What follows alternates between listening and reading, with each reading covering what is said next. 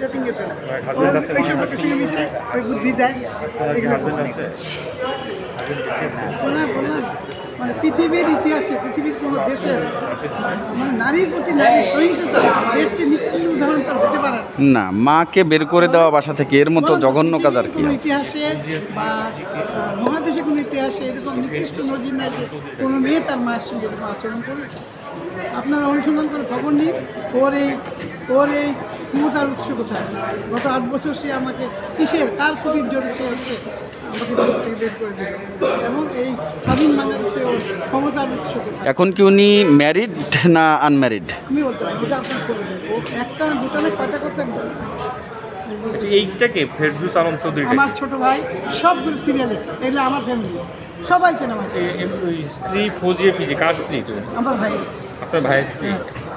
আচ্ছা, তাহলে আপনার সম্পদ বলতে ঢাকায় ওই একটাই? আচ্ছা, ওইটা কি আপনার কেনা না পৈতৃক সম্পত্তি? না না কেনা। ওটা কি আপনার নামে কেনা না আপনার হাজবেন্ডের? না না হাজবেন্ড আমার ছেলে। আপনার ছেলে বাইরে থাকে আমাকে থাকতে বাবা আমাকে থাকতে দিয়েছে। ও আপনার ছেলের কেনা? হ্যাঁ ও কেনা না বানিয়েছে। আচ্ছা, হাজবেন্ডিকে লোন টোন যত যাবতীয় সব। এখন ছেলেকে উঠতে দেয় না আপনার ছেলেকে? না, না, না, না, আমি আমাকে ডিপেন্ড করবো।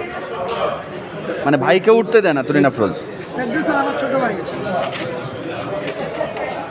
এগুলা গ্রামের নীলফামারীতে গিয়ে সে ফাউন্ডেশন করছে নিজের নামে সন্ত্রাসী পাবে ওই ওরা এগুলো সব বিলি করে।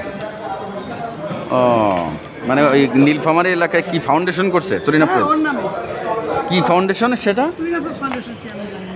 আচ্ছা, আমি তো দেখিনি আমার হাজব্যান্ড মারা গেছে 17 সালে ওই যে মাটি দিয়ে আসছি আজ তুমি যেতে পারি না কারণ ওখানে আমাকে অবাঞ্ছিত ঘোষণা করেছে।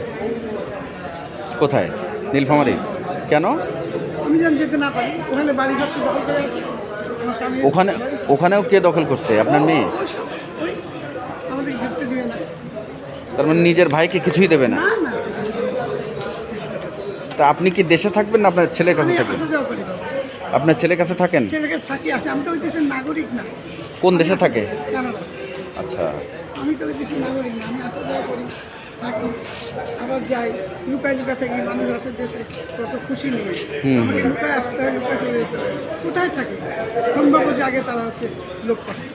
তো ব্যারিস্টার তুরিন আফরোজ একজন নামকরা ব্যক্তি, মানে নামকরা বলতে সবাই তাকে চেনে প্রসিকিউটর হিসেবে। ট্রাইব্যুনালে অনেক যুদ্ধ অপরাধের মামলার প্রসিকিউটর ছিল সে। হ্যাঁ, তো সে এরকম মায়ের সাথে এরকম করতেছে কেন? কিসের তো ও হচ্ছে সব দখল করে বাবার বাড়ি ওখানে জমি জমা সব বাবার নামে জমি একাই তো না এটা তো আমি বাবা আমার ছেলে বাবা সবাই পাবো সব শেষ কারণ যেহেতু আমি বাইরে থাকতে সে কি মানসিকভাবে বিকারগ্রস্ত হয়ে গেছে না? আমার কাছে মনে হয় ঠিক মেন্টালি সিক? তাহলে কি করতে পারে অনুসন্ধান করে দেখেন ওর এই স্বাধীন বাংলাদেশের ক্ষমতার উৎস কোথায় কে থাকে সন্তান হয়েছে